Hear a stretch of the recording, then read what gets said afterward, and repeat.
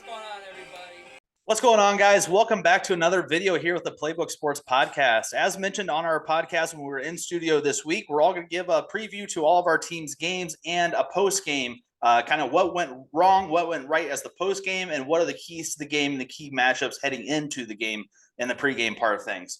So here we go. Big Dallas Cowboy fan here. I'm going to be talking about their game this upcoming week on Sunday Night Football in New York against those New York Football Giants. A team they've kind of owned the last couple of years. They went 2-0 last year against the Giants. Sweeping them head-to-head with two different quarterbacks. Cooper Rush at the helm in the first matchup. It was a Monday night game. Dak Prescott was out with that thumb injury. Second time they played was on Thanksgiving. They were wearing the classic throwback jerseys on Thanksgiving, as they always do, and they won on Thanksgiving as well behind Dak Prescott. Kind of a sloppy game that second time around, but they pulled it out, and that's all that matters at the end of the day. So looking at that matchup, it was 28-20 as a final score on Thanksgiving Day. Another scary Thanksgiving in the Seifert household. Leaving grandmas a little disgruntled at halftime, racing home to catch the second half in hopes that Dallas would come back. They were down 13-7 at the half after a couple of Dak Prescott interceptions in the first half. However, they came out with a 14-0 third quarter, taking the lead and never squandering it back. In that game, looking at some of the stats, Daniel Jones went 21-35 for 228, one touchdown, no picks. Kind of an average Daniel Jones game. His rushing numbers weren't there completely. Neither was Saquon's. 11 carries, 39 yards, and a touchdown. Dallas really limited this Giants offense last time they played, and really the Giants just capitalized on Dak's two first-half turnovers. In the second half, it was a totally different ball game. The big receiver for the Giants in this game was Darius Slayton. He had 3 grabs for 63 yards, averaging 21 yards a catch. He was their leading receiver in the game. Looking at Dallas' side of things, Dak went 21-30, 2 passing touchdowns, 2 interceptions, as mentioned, 261 yards on the game. That's a pretty average Dak Prescott game. At least it was last year. Hopefully those 2 picks will at least go down to 1, if not 0, heading into this year. Surprise, surprise, Ezekiel Elliott was actually Dallas's leading rusher in this game. 16 carries, 92 yards and a tud. Probably his best game of last year. Tony Pollard, who was, really boosted up as the better of the 2 backs, and Dallas saw the same thing. I agree. Tony Pollard is the more talented of the 2 backs, and he definitely has the more burst in space because he can break the big one, and Zeke can no longer break the big one. In the game, Pollard had 18 carries for 60 yards, no touchdowns, averaging just over 3 yards a carry. And if he's going to be the feature back this year, we're going to need a little bit more yards per carry average and a little bit better on those 18 carries for Tony Pollard. Looking at the Cowboys receivers side of things, CeeDee Lamb, 6 catches, 106 yards. He had a great one-handed catch against his helmet, right basically at the 1-yard line. Didn't get the touchdown on it, but a 6 snag nonetheless. Jake Ferguson, who took over as the tight end 1 this year with the departure of Dalton Schultz, caught 3 balls for 57 yards, so 19 yards a catch. We're going to need some of that this year, please. Michael Gallup, 5 catches, 63 yards. And this was the big one, talking about Dalton Schultz, the departure. Neither of those 3 pass catchers I just mentioned caught a touchdown. Dalton Schultz, 4 catches, 31 yards, 2 touchdowns. Talking about how he was Dak Prescott's security blanket. Down in the red zone, who's Dak looking for? It was Dalton Schultz in that game last Thanksgiving. Now it's maybe got to be Ferguson. It's got to be someone else to step up, maybe Brandon Cooks. So let's get into some key matchups I see here in this game on Sunday night.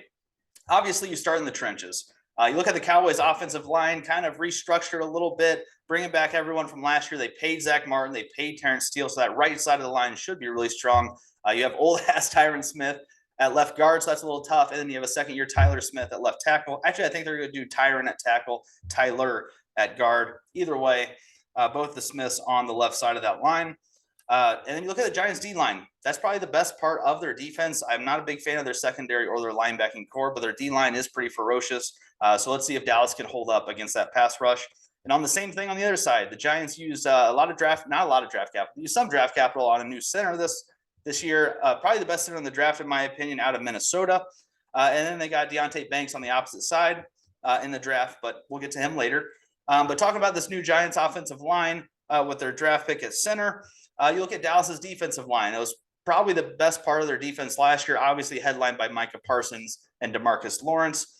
Drafted Mozzie Smith as well to help with that run stuffer in the middle. Should be huge in this game against Saquon and Daniel Jones, a team that likes to run first, usually. So getting into kind of an individual matchup here is the first one. Let's talk about that rookie, Deonte Banks. Who is he defending? Because right now he is number 1 or number 2 on the Giants depth chart, which means he will be on the field and he will be on the outside against either Michael Gallup, CeeDee Lamb, or Brandon Cooks. I can't imagine they're going to put a rookie on CeeDee Lamb in his season debut and his NFL debut. So it's going to be Cooks Gallup. And can Deonte Banks hold up? He was a big, strong, physical corner, a lot of speed, a lot of length. I actually really liked him in the draft. Kind of wish Dallas would have gone, but then they traded for Stephon Gilmore, so they didn't need him after all. But can Deonte Banks hold up and be a true number 2 corner in this matchup?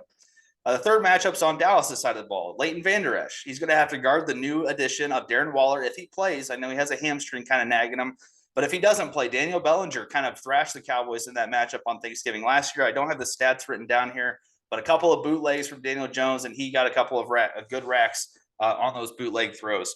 So can Leighton Vander Esch hold up against the tight ends on the Giants team? Fourth matchup here, Dak Prescott against himself. Yes, it sounds funny. I'm not making a joke. If you want to criticize Dak, normally the easiest thing to go after is his decision-making, and the interceptions is a very popular thing. He had 2 in this game last year. He only played the Giants once last year, had 2 picks in that game. Granted, one of them CeeDee Lamb probably should have caught, but we're not going to talk about it. 2 picks nonetheless. Can he limit those interceptions? Can he cut it down to 1 pick, or can he cut it down to 0? But that's going to be a big key to this game, is taking care of the football, and a big key to a successful season. And then the last matchups, the battle of the 2 running backs. Obviously, we know Saquon Barkley and what he is. He's a proven commodity. He is a top-tier back in this league. Tony Pollard getting the first team nod. No Zeke, so it's Tony Pollard's position to lose. Can he excel into that position, and can he prove to be a top 10 back in this league, as I think he is? So those are my key matchups for this game. Let's go ahead and jump into the X factors. I already talked about a couple of these guys. The 2 X factors I have for Dallas: Jake Ferguson. Rookie tight end last season. Obviously, departure of Dalton Schultz in the offseason boosted him up to tight end 1. Get out of Wisconsin. You know, as Wisconsin is with their tight ends, he's going to be a good tight end, I hope. But how does Dak feel? Does Dak feel safe dumping it down to him, or does Dak feel safe going to him in a crucial 3rd and 5, 3rd and 6 late in the game? So I think Jake Ferguson is going to be a big X factor. And then, as he was last year, 19 yards a catch, 3 for 57. He was an X factor last year as well. Second X factor for Dallas, I have Leighton Vander Esch, as I've talked about. I know what that D-line is going to do, but can Vander Esch keep up with the tight ends? Can he make the right read on these bootleg play action, or even just the RPO in general? The linebackers in this game for Dallas are going to win or lose it for them, because you know what New York likes to do. They like to establish the run. They like to get Daniel Jones in space sometimes, and they like to run that bootleg as much as they can. So if you can limit the run with Leighton Vander Esch, and you can guard these tight ends on these crossing routes, on these bootlegs, I think it'll be a nice key to success for Dallas. The 2 for New York, I've talked about them already both extensively. Deonte Banks, rookie corner. He's going to get a lot of time on the field. Can he stay away from the holdings? Can he keep the rookie jitters and the penalties away, not get burnt on double moves, put himself in good position? I think he'll be fine. As I mentioned, I was a huge fan of his in the draft. Can he hold up, though? Rookie corners, you never know. The second one for the Giants, I wrote down Darren Waller if he plays. Obviously, this was kind of the big offensive move in the offseason. Yes, they got Paris Campbell. Yes, they got a rookie center, but it really was Darren Waller was the big move in the offseason, going out and getting another target for Daniel Jones. When he plays, he's electric. One of the fastest tight ends in the league, but his big thing in his career has been the injury bug, and he's already kind of suffering from it to start the season. Okay, so the 5 keys to a Dallas Cowboys win this Sunday night. Number 1, limit mistakes. Plain and simple. You look a couple years ago, the Dallas Cowboys were the most penalized team in the league. Can your defense get off the field on 3rd down without getting a defensive pass interference or roughing the passer, offside? All the forms of the ways they can screw it up, they have been accustomed to in the past couple of years. Limit the mistakes on the penalties. Limit the mistakes on taking care of the football. If you don't turn it over, it's tough to lose. Whenever they don't turn it over, they have a very, very, very good record. But that's been their Achilles heel, is taking care of the ball. Second one on this list, 25 plus rushing attempts for Dallas. You look at the stats, and I don't have it in front of me. We're a lazy podcast. But when Dallas runs the ball more than they pass it, or they hit that 25 rushing attempt mark, I believe in the last couple of years, they're like 16-2 when they do that. So it's like, come on, guys. They establish run early, and that opens up the pass. If they rush it more than 25 times, or at least 25 times, I feel pretty good about their chances in this game. Third one's limit Saquon. Obviously, I'd probably say he's the only threat offensively for the Giants if Darren Waller doesn't play, because they brought back most of their targets. I'm not scared of Slayton. I'm not scared of Hodgins. I'm not scared of Sterling Shepard if he's on the field. I'm not scared of Paris Campbell. But Darren Waller, potentially, if he plays, I'd be a little nervous about. And then obviously Saquon Barkley is the biggest threat on the offensive side of the ball. He might be the most talented player on either team's offense, potentially. So if you limit Saquon, you take away the run, you take away the dump downs, the check downs, the 4-yard passes that turn into 25-30. You limit Saquon, you limit the Giants offense, plain and simple. Number 4, limit the play action. Those two kind of go hand to hand. If you stop Saquon, what the Giants want to do, they want to establish the run and they want to build the play action pass off of that run. If you stop the run, they can't play action, plain and simple. So make Daniel Jones drop back, make him take his 3, 4, 5 step drops, make him go out of the gun. I feel pretty good about our chances. And 5th and final, make your field goals.